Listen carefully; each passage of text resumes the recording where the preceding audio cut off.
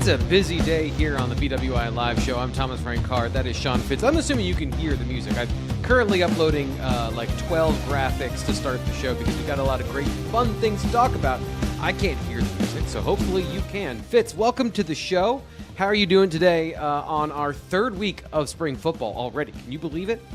I'm wonderful. I did hear the music myself. I don't know if that's the question for everybody, but the music was great. Loved it. I'm there it is. Good. It's cold again. That's fun. Hopefully by the time we get to the open practice on Thursday, we can maybe see them outside. It's I just like football better outside. Mainly for the photos. Our photos suck inside. It's just Haluba is a terrible spot to take photos. And we like to spread the wealth, get Ryan snapping, get Greg snap. Just everybody's getting their cameras out and doing some amateur photography. But beyond that, there's football, professional football, I guess we can call it now. Technically, it is professional photography. We are using them for a professional reason. We are amateurs at photography, though. That is absolutely a true statement. There you go. You compare it to college football, where they're technically amateurs, but also, yeah, okay. Anyway, moving on. Penn State's in spring ball right now. We're going to talk a little bit about recruiting a little bit later, but Penn State in spring ball right now. Yeah, they've got some injury issues. We've talked about that all spring. There's nothing really kind of hidden here. It's just the fact that a lot of guys had cleanup. A lot of the guys that came over from Iowa State, among that contingent. Of course, we talked about Alex Mansky and that story that surfaced a couple of weeks ago. Just all over the place. There's injuries, but as they often say, opportunity is now here. I guess they say that's what they used to say. It was either nowhere or now here, but it's now here for a lot of guys. And we're going to talk about. It's a very written thing, right? Yeah, it does not work in an audio medium. Doesn't even work in a video medium. But it is an opportunity for some guys to step up and figure out where they sit in the grand scheme of things. Because with no transfer portal this window this spring, and apparently some actual penalties for those that might try and violate that. What you see is what you get with this roster. Yeah. We're going to see practice on Thursday as well. So just so everybody knows, I'm going to say this again. I have a graphic out over on the Blue White Illustrated Twitter feed, on my own Twitter feed as well. That'll be practice early in the morning Thursday, and the BWI Live Show is now 2 p.m. across the board. Tuesday, Wednesday, and Thursday. So that's what's coming up on the show this weekend, of course, from Penn State football this week. I'm excited to go back out and see the offense and the defense and see what we can learn from our second open practice. And then we're going to talk about what Fitz just kind of outlined there. Who are the guys that actually have an opportunity to make their way into a role on this team throughout today's show. But the first thing is, as always, because we are doing this at 2 p.m. and we've been doing it at 10 a.m. since I don't even remember when we made the change, a long time ago. Not everybody knows that we're here right now, so please like the video and subscribe here to the Blue White Illustrated YouTube channel. If you enable notifications, then you get the little ding on your phone or on your computer or whatever. It'll make sure that it pops up immediately. And if you would like the video, because it helps spread the message, the algorithm keeps changing.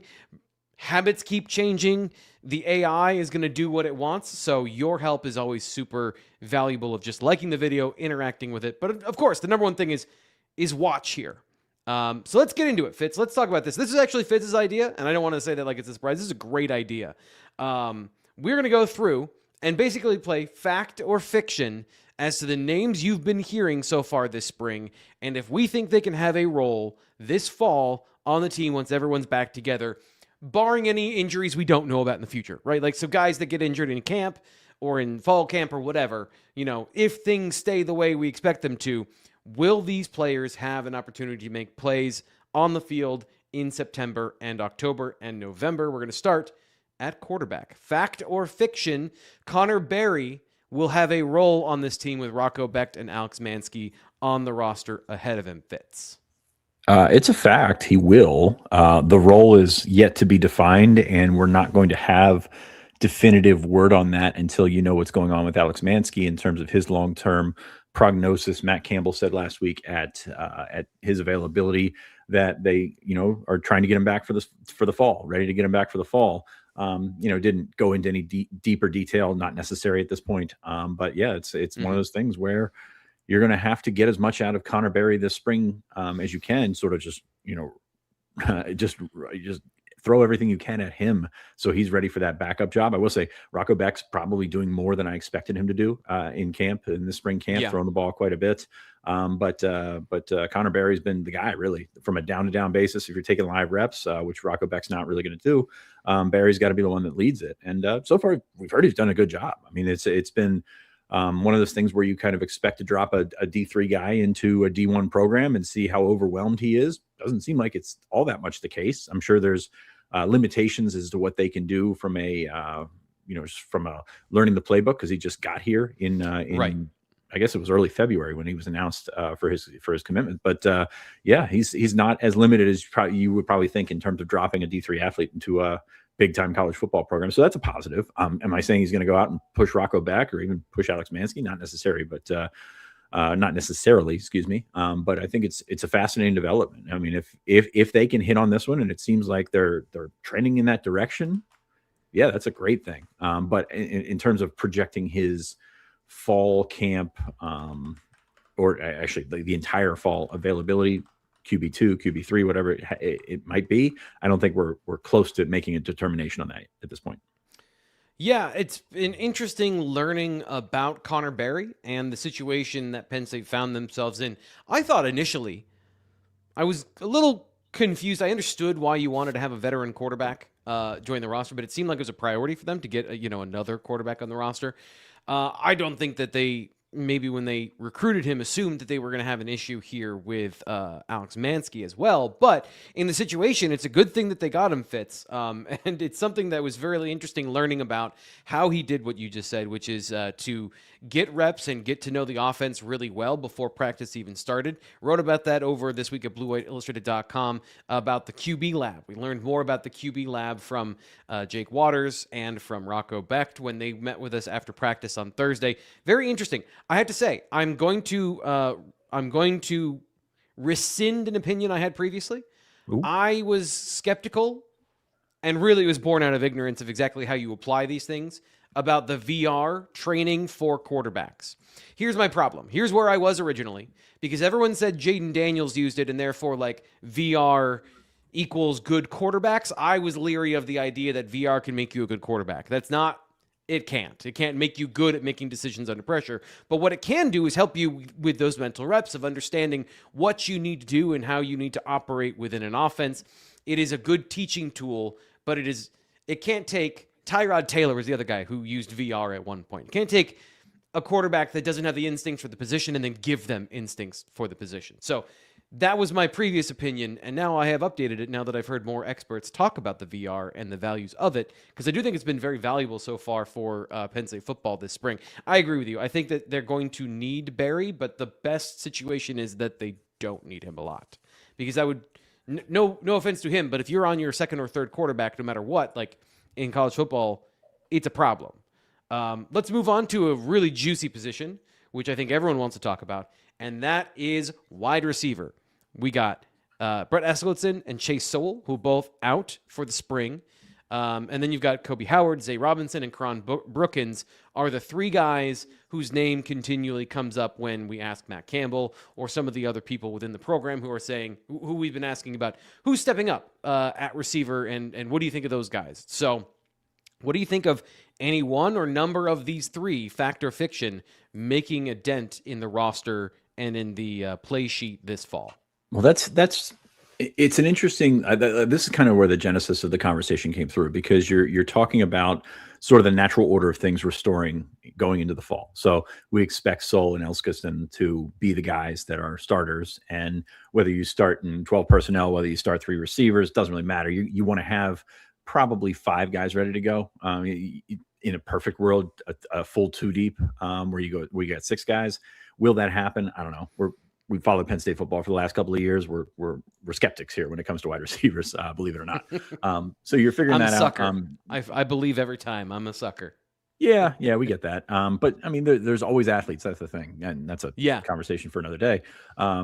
Really thought might hear a little bit more from Keith Jones, the Grambling transfer at this point, but it's been mostly those three guys that you mentioned: Koby Howard, Zay Robinson, and Karon Brookins. Three very different receivers. You can probably maybe lump Zay Robinson and Koby Howard together a little bit more, both in the 6-foot range, 6'1", dynamic guys. Zay Robinson, I think, is going to factor into the punt return game, which I think is Zion Tracy's to lose. But at the same time, when you've got a guy that's playing a lot of reps on defense, maybe you give Zay Robinson a shot, and maybe he's a guy. Right. A lot of praise for him from his teammates when we talked to them earlier this year in terms of what he was able to do in the scout team at Iowa State last year, kind of carving those guys up. We always hear the scout team heroes. I think he was one of those guys last year. And has he made that leap to being a contributor or a starter / contributor at Penn State? I probably would tap the brakes on that one. Karon Brookins is really interesting to me because I thought maybe another year of marination there. But he is a big guy that can really move.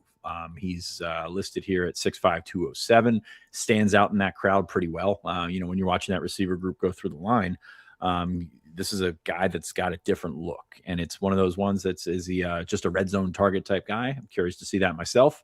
But is he ahead of that sort of next year schedule? Very much we'll see, because he's different. He's got that X body type that they have lacked, and I'm very curious to see where that position battle will be for him in August, because they seem pretty high on his talent. Again, they went out and they didn't bring all their receivers. They brought 4 of them, but they brought 2 veterans and 2 really young guys, and kind of let the rest float, which I think kind of tells you a little bit of how they feel about those guys. They are all redshirt freshmen or sophomores on this list as well, I think. Or did Koby play in 5 games? Yeah, Koby's he's a sophomore. Yeah, Koby's a true sophomore. He played at the end of the year last year. And of course, Lyric Samuel's a redshirt freshman as well. We've heard his name a couple times popping up. We kind of joke about his weight, but skilled football player. And that's kind of what we've heard through the spring. Yeah, the weight thing is only just a conversation about body types that have worked before, and you're on a very small list if you're Lyric Samuel at 6'4", 177. I think it's interesting. You mentioned the X body type, and Koby Howard, Zay Robinson, it feels like are competing for a similar role within the offense of either a Z or a slot receiver. So who's going to be the guy that goes on the field when they want to go to 11 personnel? And then who's going to push the guy that's at the top of the depth chart to maybe siphon off some of those snaps? So here's the interesting thing. Brett Eskildson and Chase Soule were both first-year starters last year, and they had an uneven year. So there is a conversation about, are these guys, we expect, I'm not trying to take away what is canon at this point. We expect them to be the starters, and we expect them to be the primary guys on the field, but they were more about the progression throughout the year than they were these guys came out and slapped from beginning to end and were awesome. So which one of those two do you think has the opportunity to lose maybe some ground to these young guys? And to me, and I'm just saying it because he's younger and because he's at the Z, but Brett Eskildson, I think you could see more of a rotation at the Z than you do with Chase Soule at the X, who's a senior. And I think they want to win games, but I also think they want to feature him in the offense as that dynamic 6'4" receiver that is going to be the guy in the offense. So that leads more to is it Koby or Zay Robinson in that competition in this theoretical situation that I'm throwing to you, Fitz? No, I agree with you, because I think, if you're power ranking these guys, you throw what Chase Soule can be up there, number one. Yep. He's got to catch the football, and he's had some issues in the past, dropped a few balls, but that's a guy that they want to be dynamic with and go down the field with. Now, Eskildson had, I think, their longest gain of the year last year going down the field, so that's a guy I think that's probably just one of those guys that you can throw in different scenarios, different positions, and he can kind of grind through it and figure it out. But I do agree with you. I think that the guys nipping at his heels are probably a little bit closer. But then again, you throw Karon Brookins out there at the X and kind of being the wild card that he is this spring.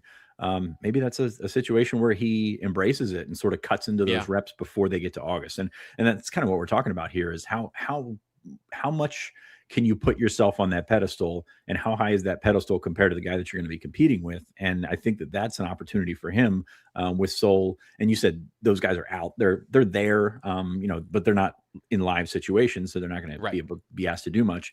Where these guys are getting first team reps against pretty good group of defensive backs. So, I think the iron sharpens iron was used last week when we were talking about these guys. very much a we'll see, sit and wait basis on my behalf. But yeah, I think they've got an opportunity to sort of turn that corner and lessen that gap between those first guys.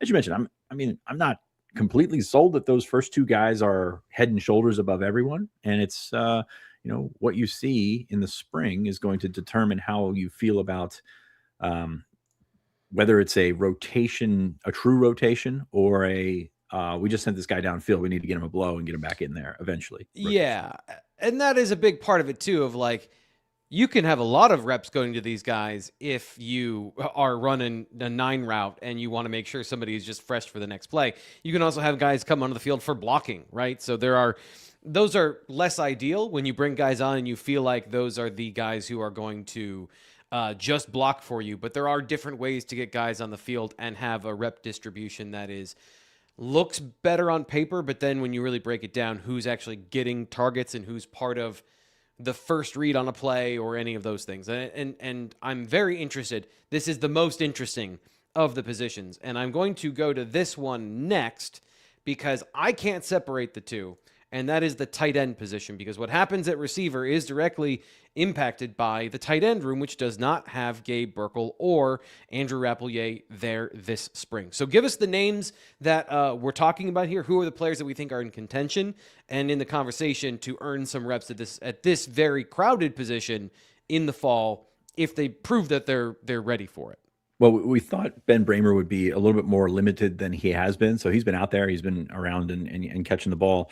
So, I mean, I essentially look at this and see 3 starters there with Bramer, Rappleyea, and then Gabe Burkle. When he gets healthy, they seem to trust Gabe Burkle to do a lot of, I don't want to say the dirty work, but a lot of the different all-around things, and Ben Bramer more of a passing target. So I think you can use those guys, interchange those guys, and it will have an effect on your personnel grouping. It will have an effect on your receiver rotation.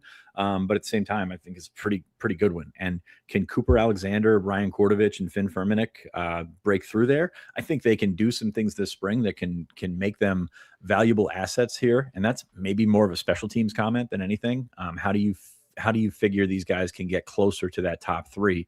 Because you made Rappleyea a priority. You brought these guys that have 1 year left with Iowa State. And I think the natural order of things would be for those guys to play most of the reps and to get back in it. Now, Cooper Alexander is interesting because he's a talented guy. He's a redshirt sophomore and was willing to come here to wait his turn. And I think that'll probably happen. But at the same time, it's one of those things where if you're around in spring, you're the one that's catching the eyes. You're the one that's on the mind lately. And I think Cooper Alexander and Brian Kordovich, who is mixing it up in there as well, I think are doing some good things this spring. Again, I think it's probably a tier 1, tier 2 situation, and I don't see that changing with those top 3. But at the same time, it's a position that's probably handling itself better than we thought it might with all those absences. So I find this interesting in terms of packages. This to me really gets to what are the packages you want to create at tight end and what are the personnel usage patterns you want in this particular offense. Last year, Taylor Mauser went into 14 personnel, 4 tight ends on the field and 1 running back. Like it was a little obscene, if I'm going to be bluntly honest, of like, oh, wow, I can't really comprehend an offense with 0 wide receivers on the field. So part of that in my interpretation is also that Eskleton and Soul were both banged up and like they were looking for ways to create these opportunities. But truly, like they also want to do that. It's not just that they want to play 12 and 13. I think they also want to force the hand, especially if you got guys like Rappleyea, Burkle, and Bramer that you think are matchup weapons. If you go one further, then you force them. Are you going to take all your corners off the field to play this offense? Is that what you want to do? And so in that situation, I think Cooper Alexander has an opportunity to have a role if they want to go to 14 personnel, because somebody's going to play fullback in that situation. Is it going to be Rappleyea? Is it going to be Alexander? Are they going to use some of these guys as true receivers? Because that's what happens is Bramer then plays the X and you can put somebody else at the Z, or you can have them all line up in a massive formation, right? Or you can run the ball from spread. Like there are a variety of ways that you can use these players to create mismatches and advantages with having heavy personnel sets. And it just becomes the math is between who's the best receiver, and kind of going back to the conversation Fitz we had with James Franklin of, is your third receiver better than your third tight end? And that's really where they're going to be at a certain point in camp, is what package gives you the most opportunity to make plays in both the run and the pass, because that's what these guys are trying to accomplish when they're putting these situations out there on the field for Penn State. Yeah, I think so. And apparently my dog didn't get the comment or get the note that we were at 2:00 today. So she's going a little crazy right now. So if I'm in and out on the mute, that's why. Yeah, it's interesting because I'm going through last year's Iowa State game by game leading receivers, and it's all. Oop, there's a doorbell. So T. Frank, this is all you, buddy. Okay. All right. Well, here's what I'm going to do. I'm going to pivot, and we're going to go into today's sponsor, which is Justin from Liberty Lumber Products. So make sure you check out Liberty Lumber Products, and I'll give you the promo code when we get on the other side. How's it going, Nittany Lion fans? My name is Justin. I'm born and raised in Pennsylvania, and this is my wood shop. We are Liberty Lumber Products. Come here. I want to show you a few things. So my company is now officially licensed with Penn State. So I want to show you the products that are now available on our online store. We now have some coasters that are available. These are handmade by our team here at Liberty Lumber Products. We have some very talented carpenters here. And we also have this cooler that's now available. So if you have any questions, you can reach out to us. Please follow us on our socials and check out what we have coming next. We got some big things. Yeah, Liberty Lumber Products over, their link is in the description of the video, or will be in just one moment. It's been a very busy day, Fitz. There's been so many things going on. So if you want to check them out, use promo code PSUFans for 10% off your first purchase at libertylumberproducts.com. They do awesome work, and they got some new stuff coming. I haven't had a chance to get with him yet, but there are going to be some new things that they have rolling out in the next couple of days and couple of weeks, and I'm excited to see all of those, just like you guys, because that's the thing, is like, I might like this stuff more than everybody else, just because I really like woodworking and all those things. So if you're like me and you like quality products, make sure you check out Liberty Lumber Products on libertylumberproducts.com. Use promo code PSUFans for 10% off. If you notice me tap dancing, it's because I have something that I've been trying to do, because we have a new sponsor here, and we're having some technical difficulties. But I need to tell you about Boulder Point Lake House, which, here's the deal. You like fishing, right? You're a fishing guy. Well, what if you could, for a week, head out into wilderness in mid-northern Maine and catch trout the size... that's a trout, right, Fitz? I think that's trout? It looks like a lake trout, yeah. That's lake trout, yeah. So Boulder Point Lake House, they're fans of the show, and they're Penn State family, Penn State mom, grad, and a son who's a junior at Penn State. So these are people that are just like you. They are Penn State fans, and they have this amazing lake house in Maine where you can go on a vacation. So if you want to go out and fish and disconnect, make sure you check them out. The home is brand new, finished last year. It's an architect designed like Fitz, and this is the problem, Fitz, is like the photos are you're an Apple guy. Yeah. HEIC files are terrible. I've been working all day to get these into JPEG, and I can't do it. I can't, for some reason, I just can't get them on the site. The whole point of this is to make sure you get to see this lake house. So what I'm going to do is we're going to come back to this. I'm going to get you the Vrbo listing, but you can go to their website specifically and book with them. Let me get you that information so we can get to that. Go to, they have plenty of availabilities left for the summer.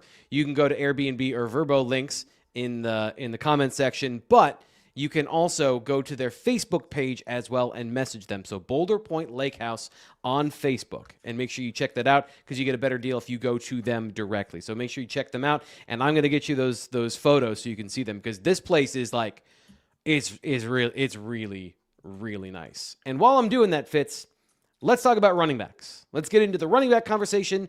We have some guys at the top of the roster. We know that Carson Hansen is going to be involved this year. Who are the other players? What is the outlook of this position? I think, to me, this is the one that has the biggest toss-up to it.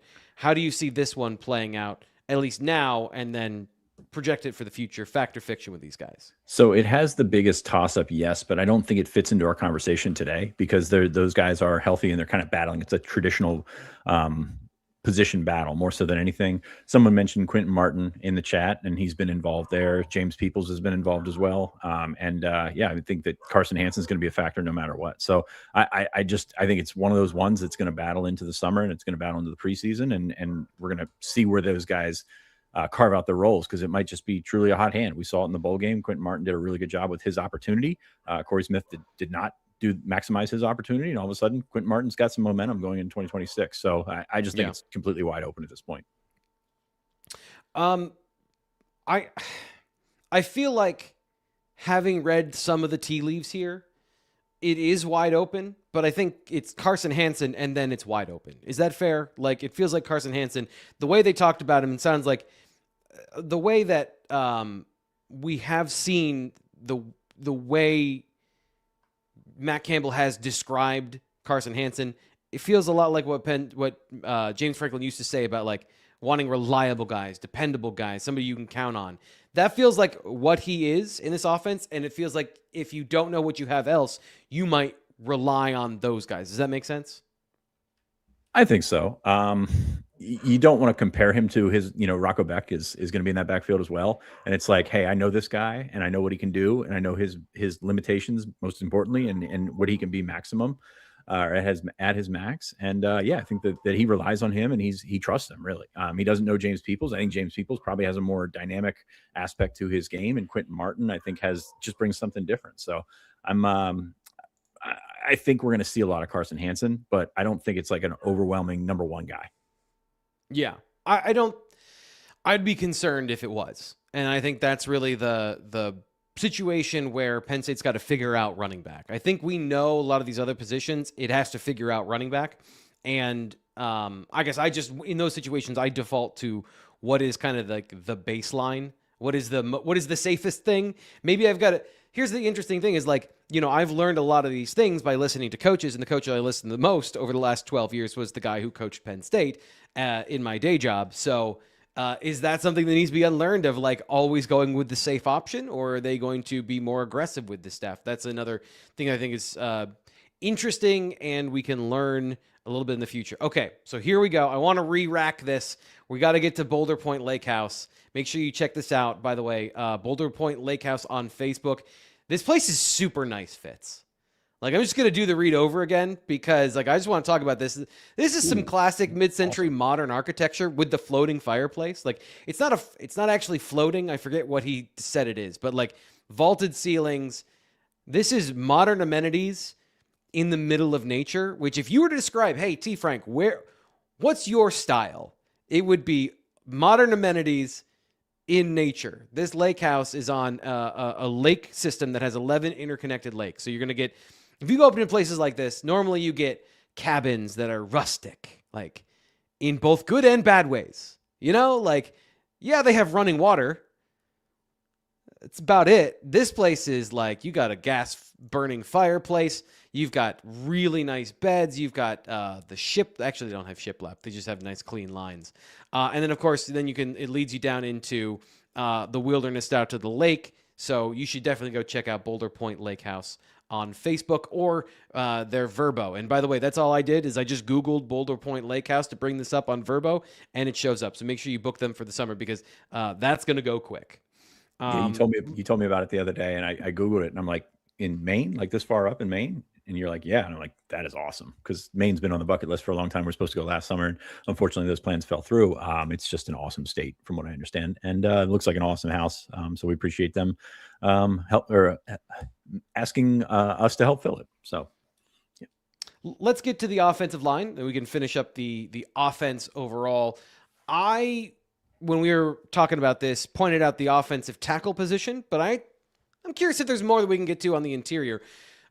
Garrett Sexton, Malachi Goodman. To me, like, that's the conversation of one of those guys is going to be part of the conversation. But do you think they'll play three tackles? Is there an opportunity for one of those two, whoever wins or loses that battle between the two of them, to still earn reps during the season if they can have a 3-man weave at tackle. Do you think that's a reality? Yeah, I think so. Because it's not, it's not a situation where either of them are like proven that you can, rely on the rely on the first two to stay, balanced. Of course, you want Anthony Donko to be as healthy as possible, and you kind of know what he is at this point, and you're feeling good about that one. But at the same time, again, going back to what we said about receivers, you want to have a 2 deep, so you can throw Owen Alasini in there. You throw Will Tompkins possibly in there, the redshirt freshman that came over from Iowa State. He's got an opportunity there. So yeah, I think it's just a mix and match really for Ryan Clanton right now. And you go with that. And again, it's not always about having 3 tackles. It's about, having 8 guys that you can trust up front. And you think you're okay. Brock Riker and Dom Rulli at center, Trevor Byrne and Cooper Cousins at guard. Donka, where do you go from there? You got to find 4 more guys, and I think you got 3 of them, coincidentally, that are tackles in Malachi Goodman, Garrett Sexton, Owen Alasini. So you've got an opportunity there. How much variation they will do in their reps, I don't necessarily know, because I think there's some skill set meshing there. Goodman is a guy that could play, I think, guard and center, or excuse me, tackle and guard. But I think at his peak, you want him to be the tackle, because that's your position, right? That's the money position. So keep him going and see where those other guys can fit in. And if you can get 4 out of there, that'd be great. Yeah, that'd be a quality situation, especially because on the interior, there's some names that are going to pop up, but maybe not necessarily ones that have the potential and the talent and the experience that you have with some of these other guys, like with Malachi Goodman and Garrett Sexton. Tompkins is an interesting one as well, just given his age, and I think he's also a guy that could play on the interior if they needed him to. But on the interior, there is one battle that I think, if we're talking about much more binary than the rest of the offensive line, it is at center between Brock Riker and Dom Rulli. We didn't see Dom Rulli when we were out there. That doesn't mean he, hasn't been out there this entire time other than that, but we just haven't got a chance to see him in the offense. Brock Riker was working with the starting offensive line previously when we were at practice 2 Thursdays ago. So that is the one area where we've talked a lot about Dom Rulli. We've talked a lot about Brock Riker, and I don't think it's healthy for any offense to play 2 centers. So how do you view this one? No, you can't play 2 centers. I mean, that's incredibly counterproductive in terms of what they're trying to do with some continuity on that offense. And, if Riker wins it, then, Rulli, you kind of have him bounce around and, take those guard reps as well. We've seen guys in the past that have been the backup center, and then, that's kind of a quote unquote type thing, because you can move them around. Do you think though, with 2 guys that are slightly undersized, and then you've got these massive humans at 330, do you think they would move one of those 2 guys to play guard and then have 2 undersized offensive linemen, when it feels like that's not necessarily the trend for the rest of the offensive line? I guess I agree with you. I think that's something they could do if they wanted to, but you can never plan how your reps are going to go. So you need to have those guys ready for both positions, because it's one of those things where, hey, one of those 330 pounders goes down. What are you going to do? You might not have a choice but to throw one of the other guys in there. And they like experience. They love Dom Rulli in terms of experience, leadership, and he's a talented kid. Like he's done a heck of a job right now for a walk-on at Penn State. But at the same time, like the limitations are there as well. And if one of those guards goes down, maybe you see a Goodman move down. Maybe you see a Donka. We've already seen that in his career so far. So some flexibility is good. Obviously, you don't want to go out there and have a undersized offensive line in any spot, and 2 guys, two links in the chain beside each other being a little bit smaller. It's not ideal, but at the same time, like, experience matters in that format. Yeah, I think that's a fair point. So pretty good conversation there on the offense. I think. Can I circle back around before my dog ruined everything? I talked about. Sure. The leading receiver for Iowa State last year, and game by game, it's really interesting, because it's kind of similar to what we've seen at Penn State at times, where it's not overwhelming numbers individually, kind of spread it out all around. So last year, the leading receiver against Kansas State was Eskildson at 3 catches for 46 yards and a touchdown. Nothing crazy. The next week, Bramer had 7 for 47, 2 touchdowns. The following week against Iowa, leading receiver, 4 catches, 18 yards, and a touchdown. Yeah. Which seems like a very Iowa game. Seems like a very Iowa State stat line. But yep. that's not ideal. Arkansas State, Xavier Townsend had 3 for 92. Arizona, Chase Soul went 4 for 146 with no touchdowns. It's an incredible number when you think about it. 4 catches for 146 yards and none of them scored. That was a fun game to watch. That was a good one. But yeah.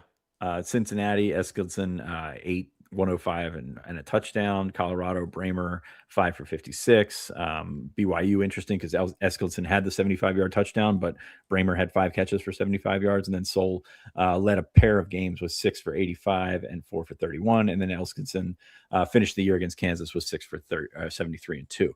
Nothing awful about the output, but if you just look at the balance there, they spread that ball around, and sometimes the big plays hit, sometimes they don't. But for the majority of those games, there's a lot of spreading it out and a lot of, I would say, sharing the wealth, because I think they had 5 or 6 different receivers that were leading receivers for them last year from a catches and yard standpoint. So a lot of opportunity there. When we go back and talk about Kobe Howard, we talk about Karon Brookins, those guys just might splash for a game and then disappear for a little bit. So I think the output from a receiver positional perspective might be similar to what we've grown accustomed to seeing in the last couple of years. And it doesn't mean that these guys will be bad. It's just going to be that general theme of it's never going to be just one guy. And I think that's fine. And it's just a matter of how they fill in those gaps. Yeah, there might be to your point, there might not be a number one receiver, but if all the receivers are averaging 17 yards a catch, that's not bad. You know, when they have tight ends and they have receivers that are vertical threats, and it oversimplifies it because they do have like aspects of this offense where they want catch and run. They want to get Eskildson the ball with a chance to run. They want, you know, I'm imagining Andrew Rappelier or Gabe Burkle or some of these other guys to catch the ball at 10 yards and see if they can break a tackle and get to, you know, an explosive play in other ways. You can't just be bombs away, but that is a big element of this offense. And to your point, when it comes to some of the leading receivers, it's like who actually gets the ball in those situations and who is able to capitalize on the opportunities in the offense when they do take those shots. Yeah. So quick reminder for everybody, if you're watching the video, we got a bunch of new people here since we started. Please like the video. Helps us out. There is some sort of technical difficulty right now between our streaming platform and YouTube, which popped up when I was trying to get the technical difficulty settled with the Boulder Point Lake House stuff. So like there is a car crash going on behind the scenes. So if you could just like the video and help us out today. I've been having problems with the YouTube side of things since we started and even before then with some of the back end things. So as a blanket statement, if you like the video, all that goes away and it's super helpful. So thank you with that. Let's go to D-line. Let's talk about the defense. I'm going to lump the D-line together because, frankly, Fitz, I don't know what to say about some of these guys in some of these situations. So I want to open this up to you when it comes to the defensive line, which I think might be the biggest mystery for this team this year. What do you see here of the names that are popping up now that you think either can fade or can emerge as role players in this offense this fall? Yeah, I'm curious how you determine, so these space fillers, these 325, 330-pound guys that you have, how do you determine in spring ball their effectiveness in the Big Ten, which is another part, like we probably should have talked about in the offensive side, in the Big Ten, how does that play out in the, you need to stop Michigan, you need to stop, I guess USC, you need to stop these premium running games. How does that play out? And how can you figure that out in spring? I don't think you can. And that's going to be an issue that they continue to work on and then they continue to refine when they get into the non-con and see how that works with essentially live reps, because it's tough to replicate what you're going to see. And the non-con won't be the Big Ten, but at the same time, that's live reps, live bullets flying is great. Siali Tapaki a bit limited now. So how do you figure that a guy that's been around and played a lot of football or been around in college for a long time, at least, how does he factor into it? How do these older guys play into it? I don't know. And that's this D-line from, I'm half glad that you combine them because I don't have a ton of information in terms of what I expect from them because I just don't know. Hey, DN's really interesting because they've got some potential there, pass rushers, but in terms of combining the big guys, combining the designated pass rushers, combining a guy like Caleb Bacon, how does he fit in? It is all a big chessboard that I'm not and I'm not playing it yet. So I don't know how it's going to work. The one thing I'll say, Armstrong Nandam, the Oklahoma State transfer, is a guy that's really been gaining some buzz this spring. And I think he's a guy that's versatile enough to be one of those 3-down linemen that is not just a run stuffer, not just a guy that can, come in for a couple of plays and then, needs a breather for a little bit and you got to get in and out of there. So he's the guy that I think this spring is showing that he can really be a strong part of that rotation, if not a starter in the fall. I kind of view the 2 deep as the starters. This is how I would assume, given the way they went and recruited them, is that Elijah Carnell, Armstrong Nadim, Sayali Tapaki, and Keanu Williams are all, in my mind, functionally starters. Tapaki and because they've been in the offense, Williams and Tapaki are the 2 guys that I think are penciled in there. But when you are 330, like, they're going to want to make sure you're fresh on most downs. So you're going to get a lot of, I would imagine you're going to get a lot of rotation, especially considering some of those younger guys with Nadim and with Carnell are more athletic. And Nadim is one of those guys that was asked to do one very specific thing last year as a redshirt freshman and absolutely dominated at it. And he seems like a guy that has athleticism, but we haven't really had a chance to see exactly what it is on film. So I think that there is not just mystery, but also intrigue. I think, the positive end of mystery is intrigue of what you could do with some of these guys, especially with Carnell, who's played a little bit of defensive end, and Nadim, who's played nose tackle, but is super athletic. And then, as you mentioned, like, it's just a chessboard with a bunch of pieces, and not all of them are like labeled. Like, I don't think there's a lot of pawns, rooks, and knights out there that you have a clear label on. So a couple other guys we haven't talked about in this conversation that are going to have a role in some way or another. Ty Blanding, I think, is another guy who, from an athletic standpoint, I could see playing a specific role. If you wanted to go to a 3-down front, you want somebody to play kind of a 5 technique.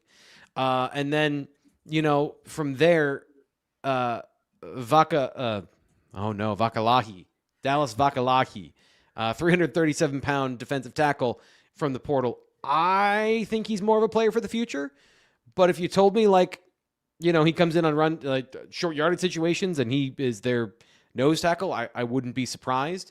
There's, I guess, a little bit of wiggle room for that 5 and 6 defensive tackle here who could have specific roles within the defense that are tailored to a situation more so than just guys that are going to play and be on the field. Yeah, it's one of those things. Defensive tackle is so crazy to me because we have this thing in recruiting where you throw numbers at a position hoping it'll stick. And Penn State's done that. They had receiver, didn't work. They've thrown that at several different positions. Sometimes it works, sometimes it doesn't. In the portal, you're going to get guys for 1-2 years. And how does that affect their effectiveness, really?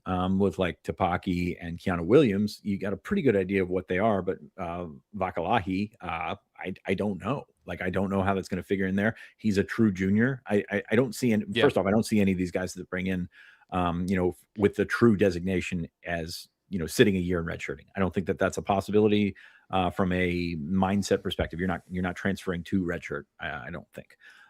Then you go Elijah Carnell and Armstrong Nadim, which I'm still learning these things, man. They're killing me. But 2 different body types than the 330 pounders. How do they fit in? How are they ready to play the 3-down roles? I think Nadim is. We will see about Carnell. I love what Carnell looks like, but yes. We didn't see much of the actual football from that matter. So this is a rotation where I think it's a dartboard, really. You can go into the fall and think about which guys are going to start on a game-to-game basis, which guys are going to get the reps on the game-to-game basis. I don't know. And when you bring in 5-6 transfers at defensive tackle, not all of them are going to play. And I think there's a real possibility that you're going to see a couple of them be staunch regulars and a couple of them just kind of fade. And that's part of the game these days. So let's go up the heart of the defense before we get to some of the other positions to end here, because I think that's where a lot of the fact or fiction lies with linebacker. So you've got Tony Rojas is out, and of course Alex Tash, who drew effusive praise about his play as a true freshman, but of course injured late in the year. And so now you've got an opportunity for some young players to step into that void, given the staff, if they do know any of the defenders, and the staff meaning the overall staff, not specifically Dan Lynn, who's coming to this fresh, but Tyson Veit did recruit some of these guys before he left Iowa State previously.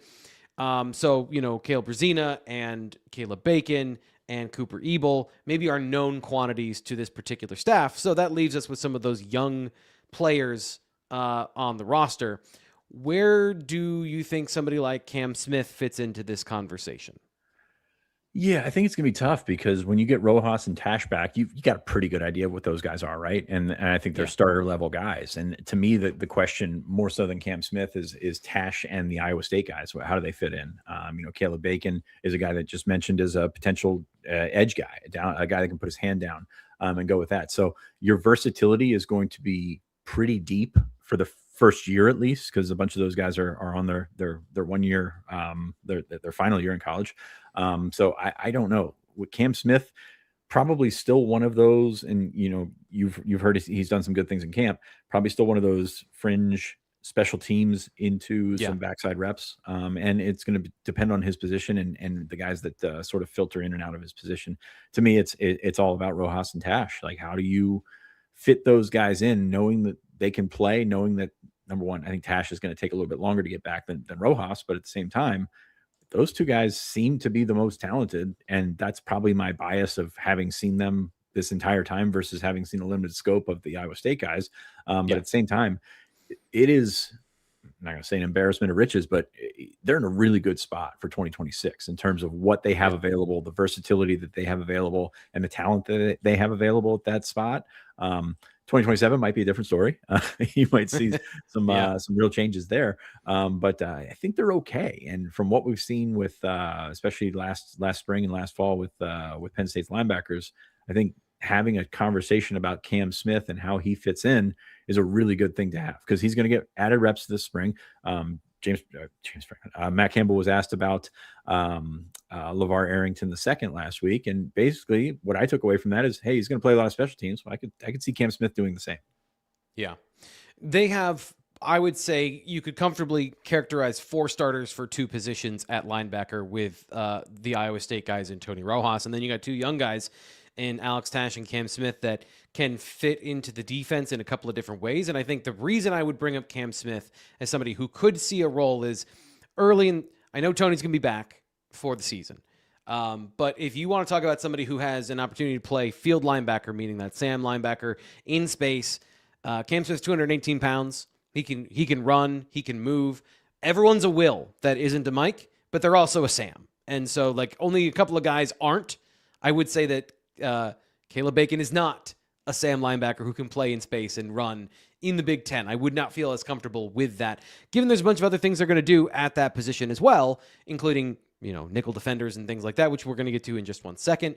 So, if you're gonna make the argument for Cam Smith finding a role, and I'm not trying to do that, but devil's advocate here, it would be at that particular position if you wanted to take some of those reps off of Tony Rojas, where you want to have somebody else out there and you want to have Rojas in the box. You would need a Chris Filippo, or you need a Cam Smith out there.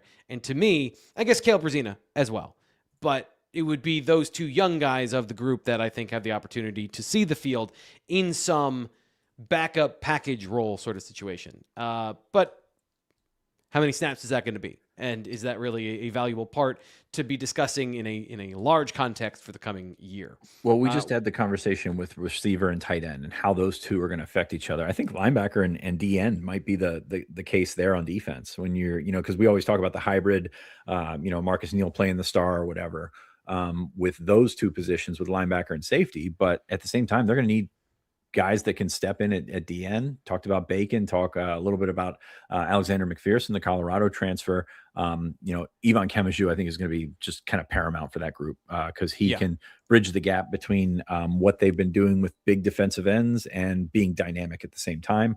Not too many of those guys floating around right now on that roster, which is a concern. So we'll see what happens with those particular body types and how you can sort of hybridize between linebacker and defensive end rather than linebacker and safety. So I'm a liar. I lied. I do it all the time because we're going to go to corner next. Not actually a liar. Although, just ask the internet. Nickel They'll tell is you a anything. corner. It's fine. Well, I want to have this discussion because we're going to end. This is all leading into a transition into talking about Zion Tracy. I want to have this conversation about cornerback, and we're going to start with Tracy because we've heard he can play corner. So let's just kind of list some of the players that are going to play outside corner, based on what we've seen before. Darius Dixon, Adavian Collins, and then you got some young guys. Jameer Joseph saw time last year, and then Xavier Thomas, I think, looks and feels more like a nickel, right? But would be the next guy up, presumably on that outside. So with the depth at corner, do you think Zion Tracy is listed on this, meaning outside corner? And are any of those young guys going to be able to prove that they can be in the 2 deep and play this upcoming season? Because typically you like to have 3, right? You'd like to have a guy that can come in and take some reps off your starters. And right now there is not that natural progression like they had last year where Darius Dixon earned his way onto the field. They don't seem to have an obvious third at the moment. So what do you think? I was thinking Jameer Joseph because I'm often thinking when it goes to corner, who is the most talented, and he is right up there. I don't think he's far off of Darius Dixon. Dixon had a great year last year and is really talented, but I think he could have played in a similar manner last year. He had the pick 6. He shows a nice nose for the ball. He got physical on special teams as well, but did not burn his red shirt. And I think that's probably wise for his career moving forward. But at the same time, I think he's one of those guys that you don't see it often, but one of those redshirt freshmen that they consider a veteran, that they consider a guy that's in that top 4 rotation. And I think he can be right up there with Dixon. I think he can be right up there with Collins. Tracy told me last week he hasn't played outside corner this camp. So to me, that's very interesting. That says something about those outside guys, but also something about how you bounce Zion Tracy around. To me, it's fascinating because of kind of what Terry Smith said. He said they're going to find their best 5 or essentially find their best 4.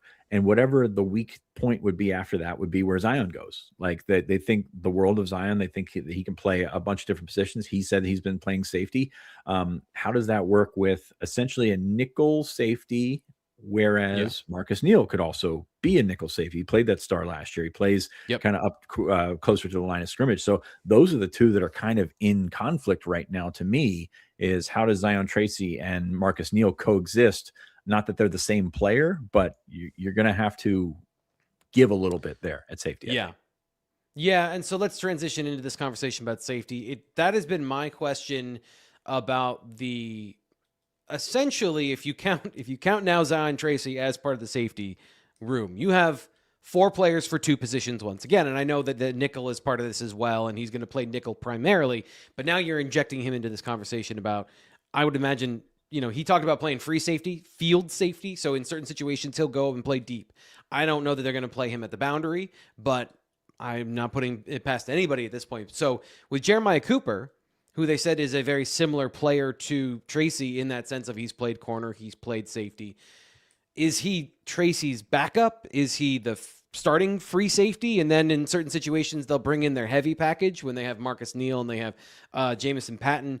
Does Jamison, to me, the thing that I don't understand is how does Jamison Payton and I know I've seen it, I know how they do it, but like, how do you get Jamison Payton and Marcus Neal on the field at the same time?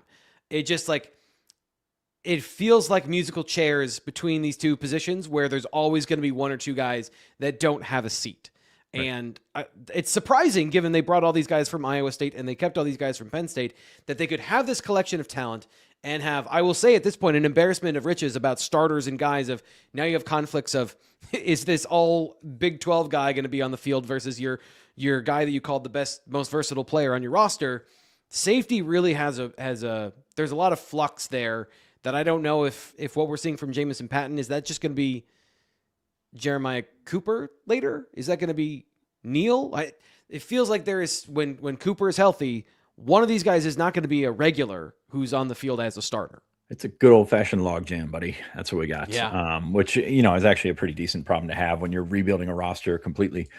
So they're gonna be a 3 safety defense, but also, is that safety in the middle going to stay where he's at and Neal come up to the line of scrimmage, Tracy drop back? Is it going to be vice versa? Are you going to sort of be that shell where you've got a bunch of guys that are 6'1" to 6'3" across the back line and feeling good about keeping things in front of you? The question that I have in terms of this makeup of the room is Patton the center fielder, which, watching what we've seen from him at Iowa State, it's a pretty tough bar to live up to be Zakee Wheatley in terms of a guy that can just like roam and do some things. And I'm curious where that guy is on this roster. Well, it's Tracy. It's Zion Tracy. That's the problem, is he's the best nickel. And I think if you're looking for who's the best pure cover guy to play that deep free, it would also be Zion Tracy, which is kind of make me wondering, is that if Jeremiah Cooper comes back healthy, does he fit in there as that free safety? And yeah, that's my concern, is they have a lot of good options here, but I think two of them maybe aren't necessarily coverage is their strength based on their, play style. Kawachip2 says, Kawachip2, I think. I don't know. I took a stab at it, Fitz. Says they run 3 safety sets. They actually don't. Zion Tracy described this to us, and the fact that they run a 2 safety defense with a nickel. However, his versatility is what stands out for this particular team. Now, I made this video up over earlier today at BlueWhiteIllustrated.com.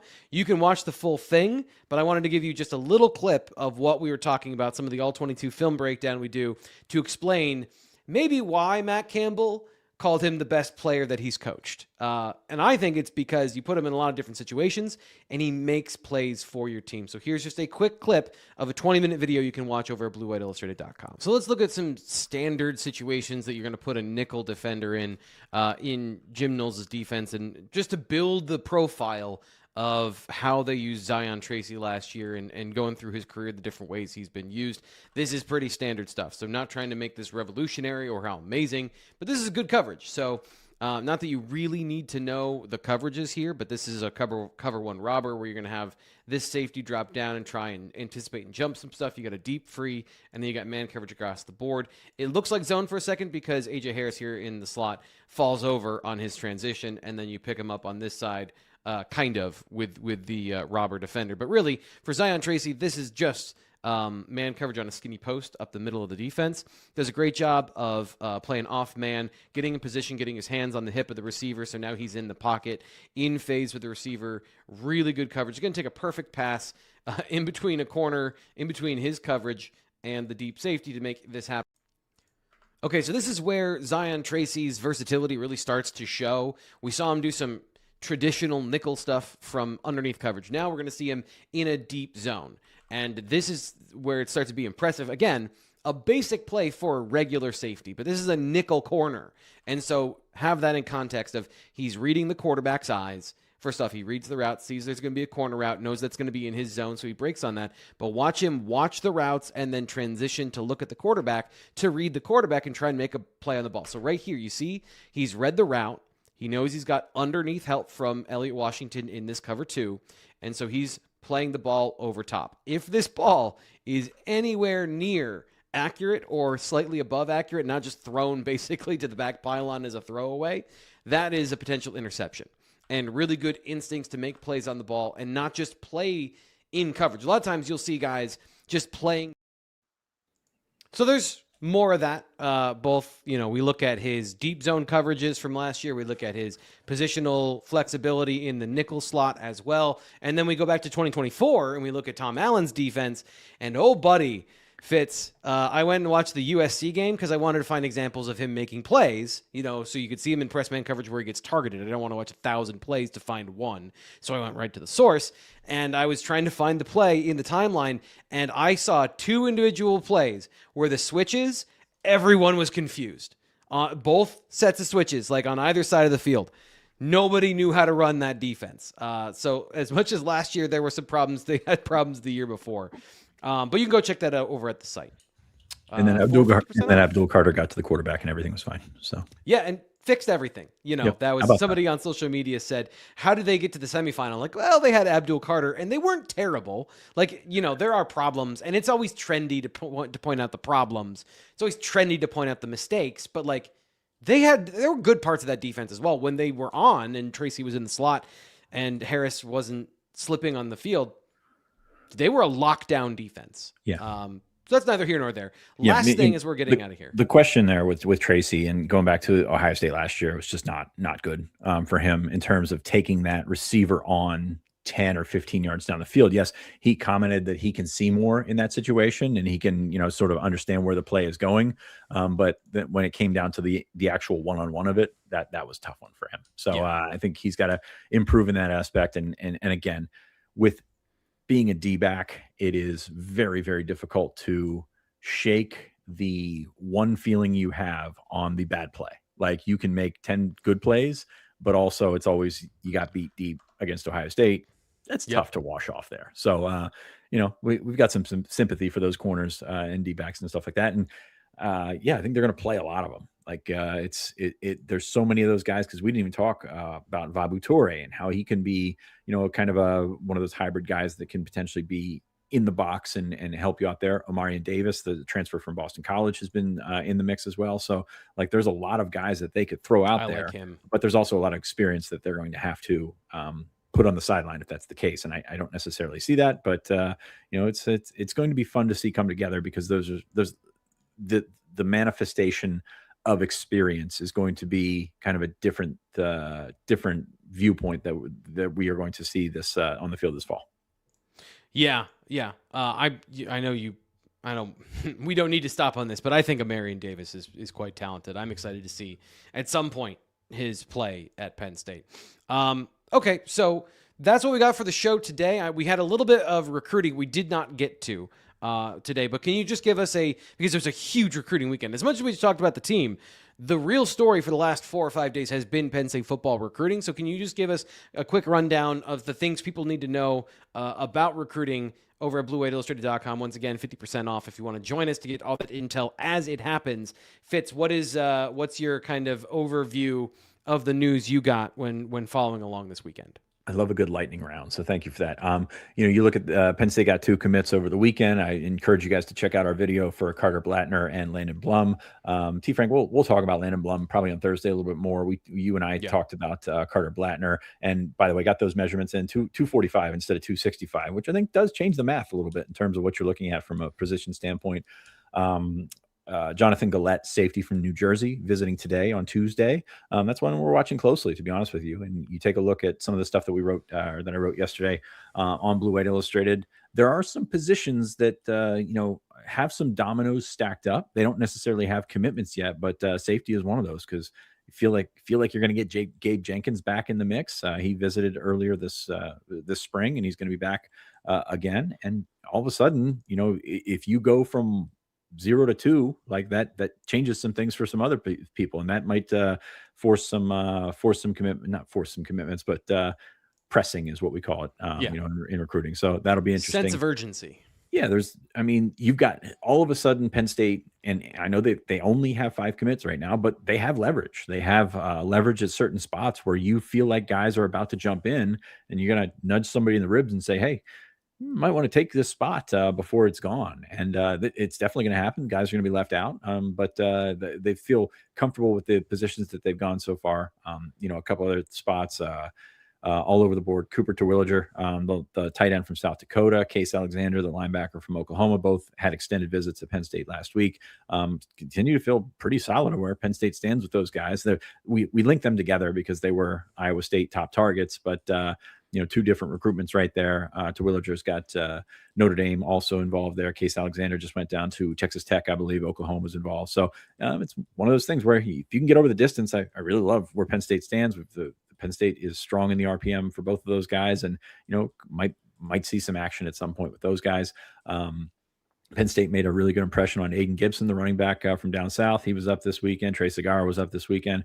Running back seems to not be a leverage position, but seems to be a spot where they're getting their top guys on campus and pressing them. So we'll see what Savon Huggins has cooking there. Khalil Taylor told me Penn State was number 1.